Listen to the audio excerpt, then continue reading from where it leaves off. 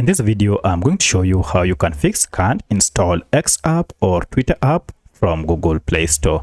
If you're trying to get this social media app but you are unable because of this error or any other related error, then there are quite a number of steps you can take to fix this. Alright, in the first method, go to your phone and open Google Play Store.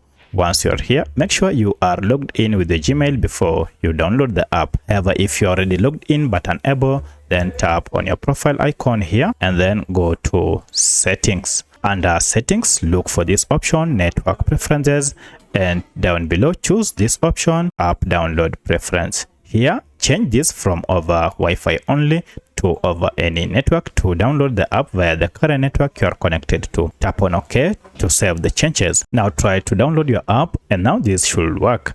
However, if you still get a challenge, then most likely the problem might be with Google Play Store. For that, we need to troubleshoot Play Store, and you can do that by going to settings on your phone. And from settings, look for this option, apps. Under apps, look for manage apps or all apps. Tap on it and this will list all the apps you have on your phone. From the list, search for Play Store like that, and here it is. And now from here, go to force stop, okay.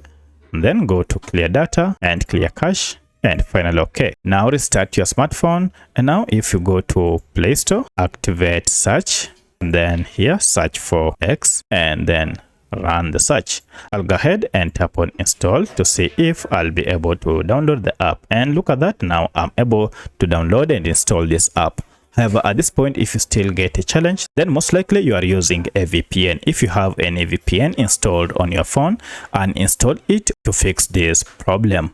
This also applies to any recently installed security app. Also ensure you have enough space. If you don't, then free up space by deleting unwanted or unused apps as well as files from your phone. So let me know which of these was able to fix your problem.